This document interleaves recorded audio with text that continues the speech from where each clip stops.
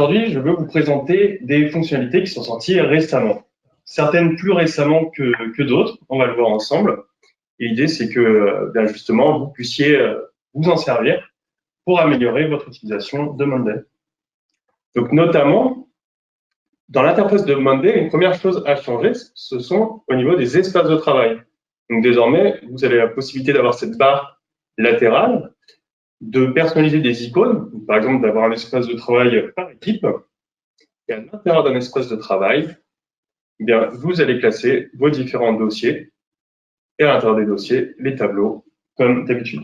Donc ça vous permet vraiment de structurer les informations du compte, et notamment, eh bien, tous nos clients qui vont avoir une multitude de services sur Monday, par exemple marketing, communication, RH, etc., vont pouvoir travailler dans des espaces de travail différents. Ce qui est très pratique également, c'est que pour les utilisateurs Enterprise, vous pouvez avoir des espaces de travail privés. Donc, par exemple, si des données sont un peu sensibles du côté de la direction, du côté des RH, eh bien, vous pouvez avoir un espace de travail privé à l'intérieur duquel uniquement l'équipe concernée aura accès, ce qui vous permet de créer des tableaux publics à l'intérieur sans que ceci soit accessible par tous les membres du compte, mais uniquement par les personnes qui ont accès à cet espace de travail. Donc, pour la gestion des permissions, on est sur un système qui est de plus en plus simple et qui permet de personnaliser les permissions de mieux en mieux. Donc, je me suis placé sur l'espace de travail monday.com User Conference dans mon dossier nouvelles fonctionnalités et sur le projet 1 qui va me permettre de vous montrer quelques-unes des nouvelles fonctionnalités.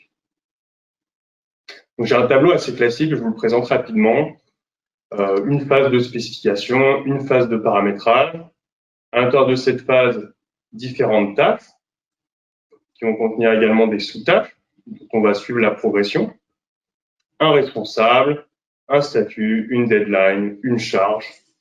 Et je vous présenterai les deux autres colonnes juste après.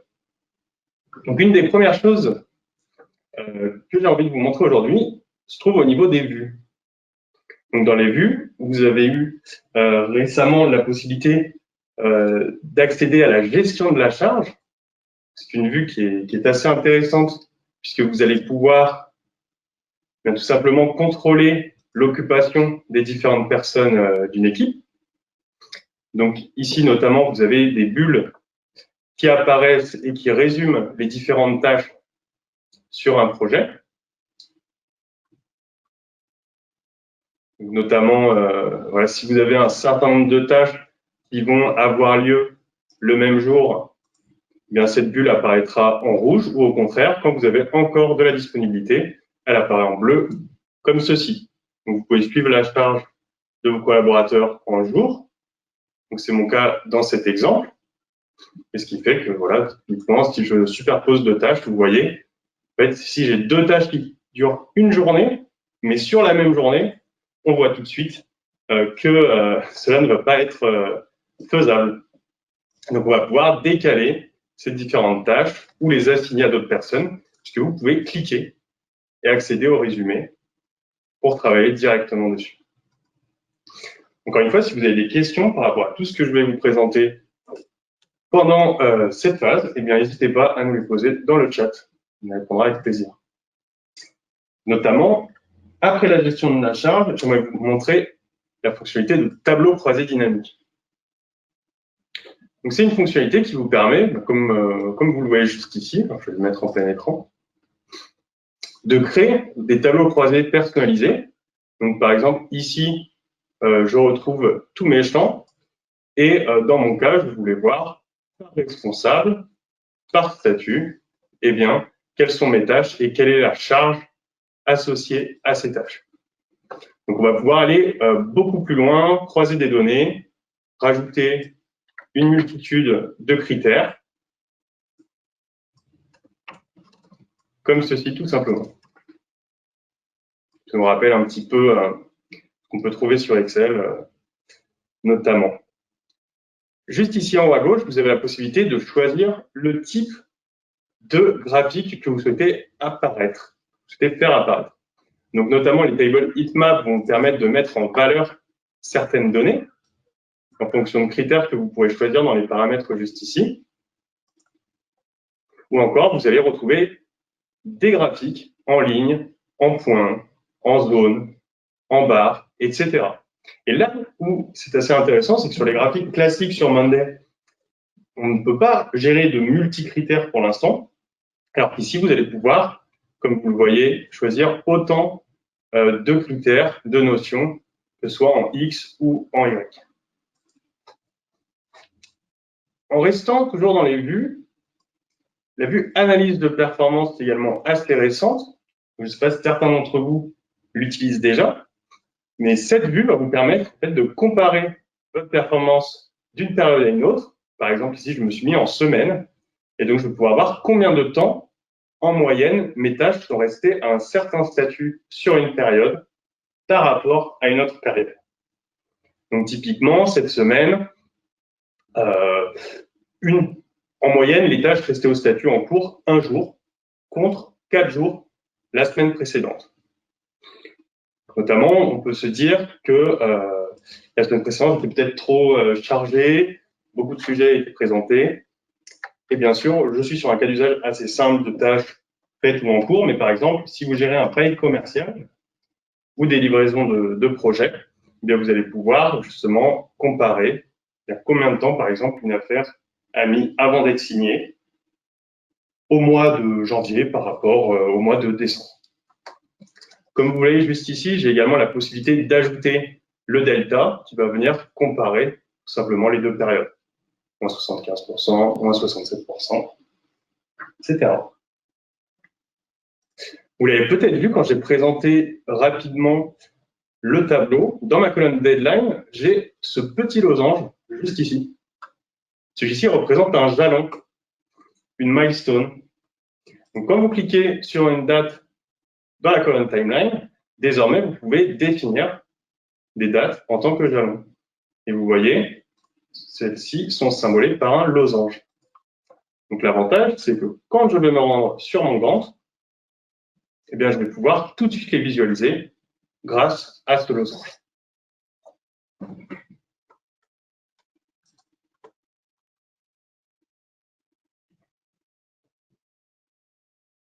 Une des grandes nouveautés sur Monday va être la modification et l'ajout de filtres sur cette partie en haut à droite de l'écran.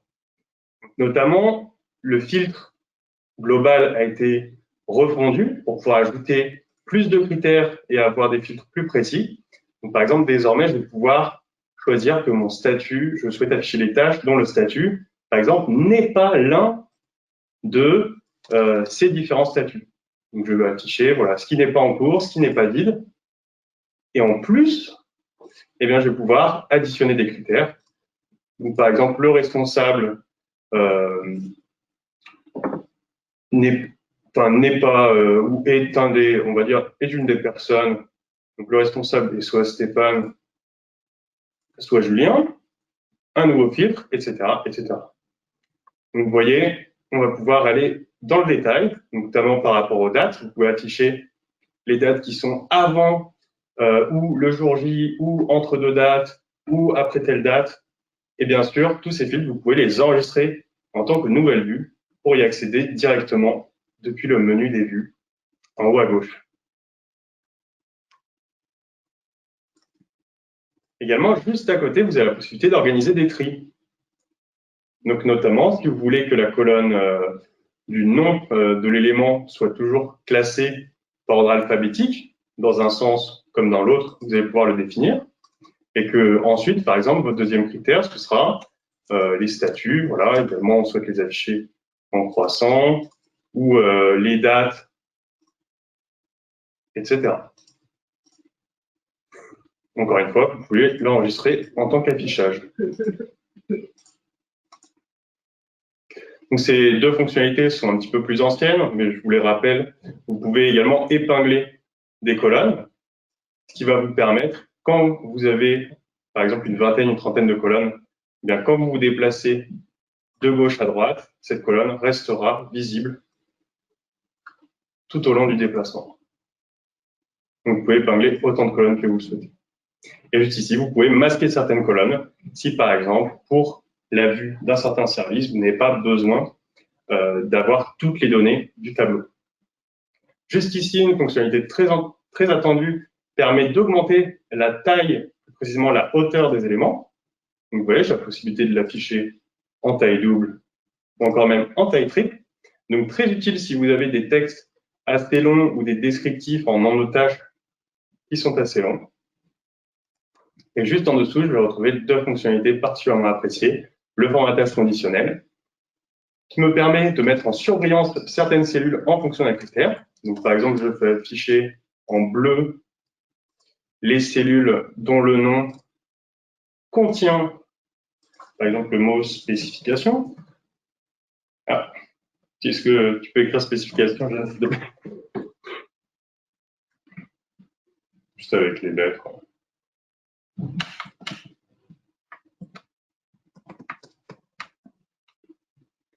Avec l'accent. Voilà. Merci, Jeanne.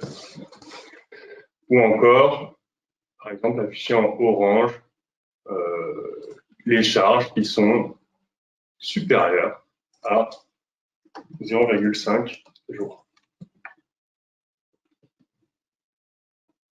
Et vous voyez, cette colonne est également apparue en surveillance. Donc ça permet vraiment de créer une nouvelle dimension dans vos tableaux, de le rendre plus clair également si vous avez des dizaines ou des centaines de lignes ou de colonnes. Et enfin, vous allez pouvoir définir la valeur par défaut des éléments. Donc dire, quand je crée une tâche dans ce tableau, dans tous les cas, le responsable sera telle personne, ou dans tous les cas, le statut sera à tel stade. Et bien juste ici, justement, j'ai mis que dans tous les cas, quand je crée une tâche dans ce tableau, la colonne lien entre tableaux bien, sera automatiquement renseignée à projet 1. Je vais m'expliquer un petit peu. Comme vous le voyez dans mon dossier, j'ai un portefeuille de projets. Son but est de résumer les différents projets en cours par période. Et juste ici, j'ai un tableau de détail projet. Et bien en fait, grâce à la colonne lien entre éléments, que nous avions déjà présenté lors de webinaire en début d'année l'année dernière, donc cette colonne qui est juste ici et qui permet de cocher justement les éléments d'un tableau pour en avoir le résumé grâce aux colonnes miroirs, et bien désormais, je peux dire que automatiquement toutes les tâches qui sont créées dans un projet vont venir s'ajouter ici, et donc je ne vais plus avoir besoin de les ajouter manuellement. Donc voilà, on est dans des fonctionnalités assez avancées, donc si c'est peu clair, encore une fois, n'hésitez pas à nous poser la question. Juste pour rappel, si certaines personnes n'utilisent pas cette colonne, je fais référence à cette colonne lien entre éléments, récemment renommée connecter les tableaux. Et ensuite, les colonnes miroirs permettent justement de refléter les données juste ici. C'est-à-dire que dans mon portefeuille de projet, en permanence, je saurai exactement quelle est la charge, où en sont les statuts, quelles sont les dates de ce projet, qui sont les responsables, etc., etc.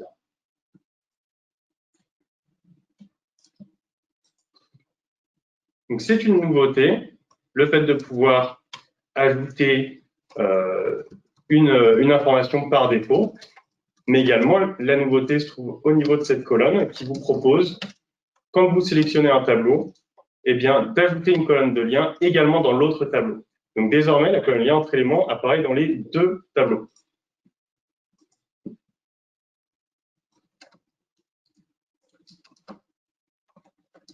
Ce qu'on appelle le lien bidirectionnel, tout simplement.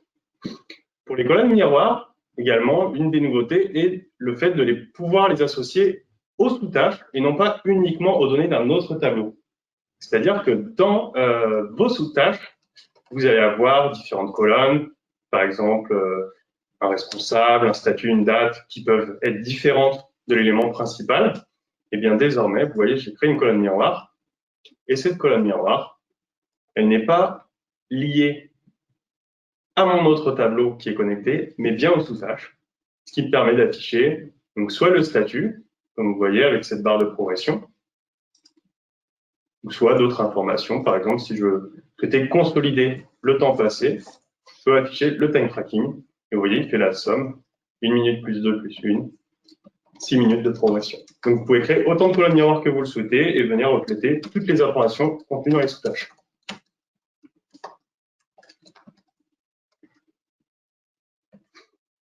Une nouveauté également, vous avez la possibilité, quand vous créez plein d'étiquettes de statuts différentes ou un menu déroulant avec des dizaines, des centaines de possibilités, quand vous allez créer un nouveau tableau, si vous voulez utiliser cette colonne, eh bien, plutôt que de devoir tout réécrire, vous avez désormais la possibilité d'enregistrer des colonnes en tant que modèle. Donc ici, vous enregistrez votre colonne, vous lui donnez un nom, une description si vous le souhaitez, et vous l'enregistrez, ce qui vous permettra de l'utiliser à partir du menu d'ajout de colonne. Donc tout en bas, vous voyez, j'ai un certain nombre de modèles. Par exemple, voilà, une colonne priorité. Je peux la créer dans n'importe quel tableau. À chaque fois, elle me proposera de définir une priorité haute, moyenne, faible. Ici, je retrouve ma description.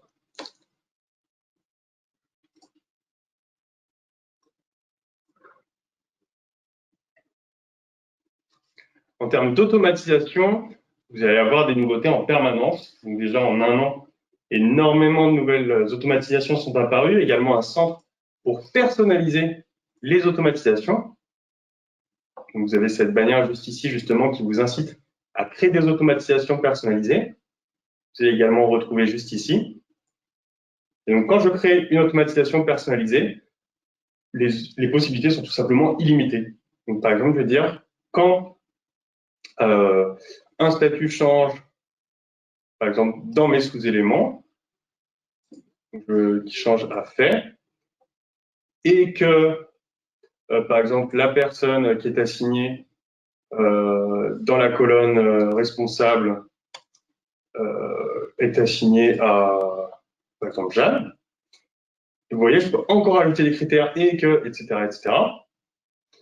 Et je vais pouvoir ensuite choisir entre différentes actions, tout simplement.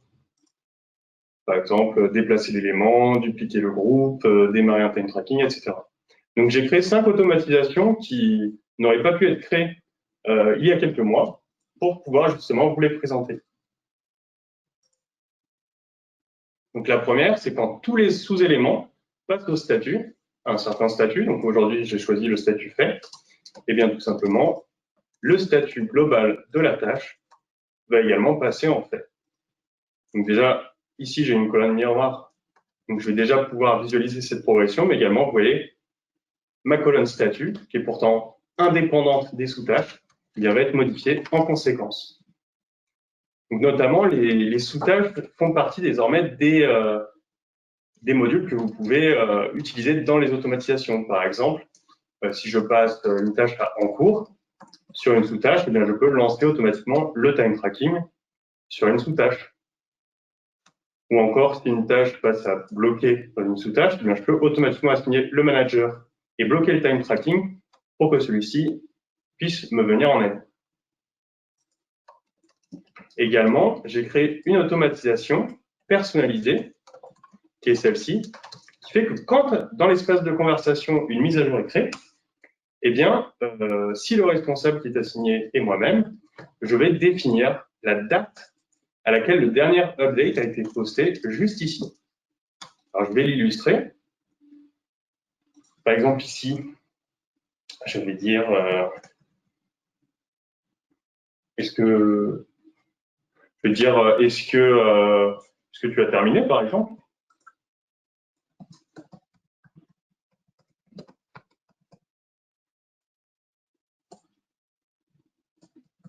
Voilà.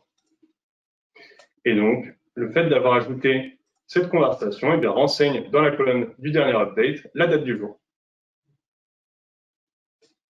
Et cela, j'ai pu le créer justement grâce à une automatisation personnalisée, parce que cette automatisation n'existait pas par défaut.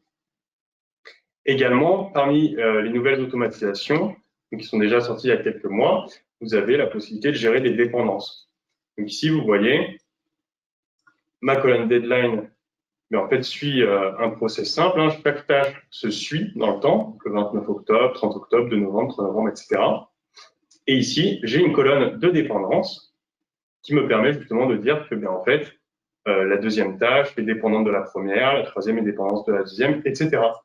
Ce qui me permet ici, si je change la date, par exemple je la décale d'un jour, eh bien vous allez voir toutes les autres dates s'ajuster automatiquement. Et bien sûr, vous pourrez le visualiser et le faire directement depuis la timeline.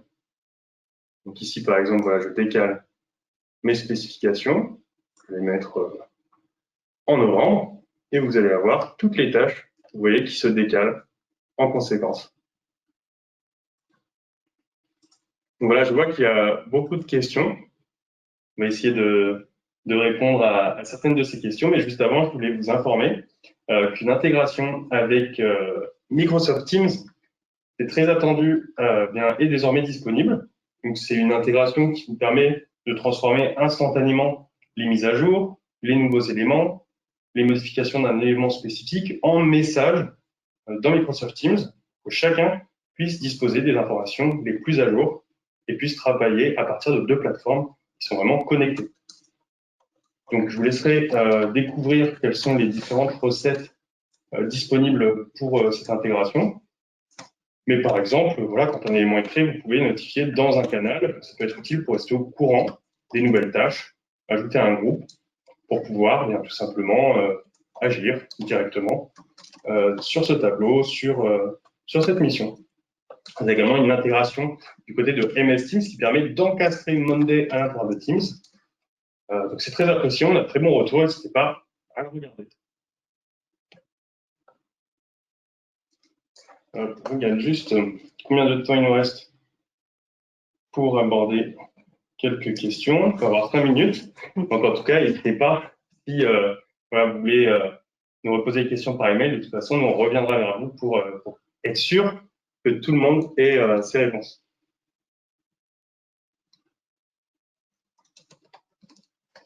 Alors, je regarde.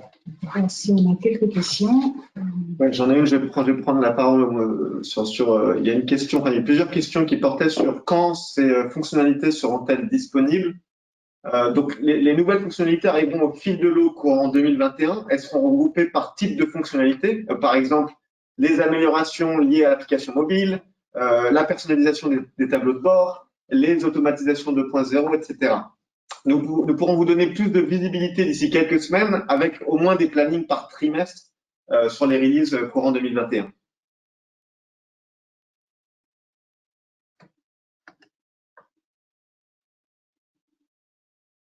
Pourriez-vous, s'il vous plaît, rappeler le paramétrage des liens entre éléments? Alors, en fait, le principe du lien entre éléments, c'est de considérer que dans votre tableau, un élément va avoir une connexion avec un autre au sein d'un tableau différent.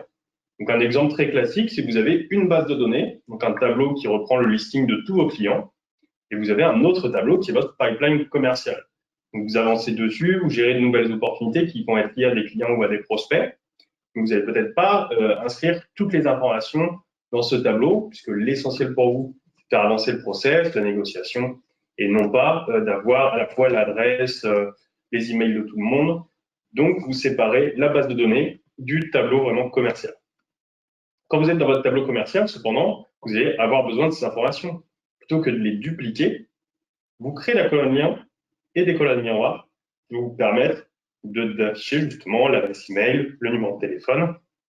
Donc, plutôt que de dupliquer les informations ou d'avoir un tableau immense, et bien en fait, le lien vous permet d'interagir entre deux tableaux facilement sans avoir à se déplacer entre les deux en permanence. Après, les cas d'usage sont qu'infinis. Donc, si vous pensez à un cas d'usage précis, n'hésitez pas à me le préciser. Pour les sous-éléments, peut-on utiliser les échéances et les regrouper sur les éléments? Alors oui, tout à fait. Vous pouvez utiliser des colonnes date ou des colonnes timeline dans vos sous-éléments. Et grâce à la colonne miroir, donc qui va être au niveau de l'élément et qui sera liée à la colonne sous-élément, eh bien vous allez avoir un résumé de ces différentes dates, de ces différentes échéances.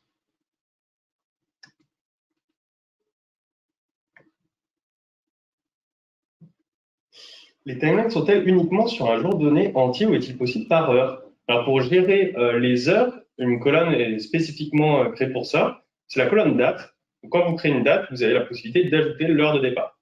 Sur la timeline, par contre, elle est vraiment faite pour gérer des périodes qui vont être sur plusieurs jours, bien que vous puissiez choisir d'afficher uniquement un jour pour une tâche donnée.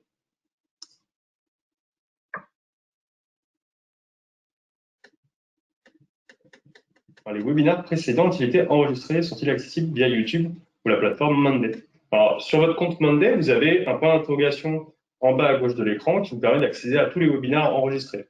Sur la page YouTube de Synolia, vous trouvez également d'autres webinaires sur les fonctionnalités basiques ou sur les fonctionnalités avancées. Je vais répondre à une dernière question.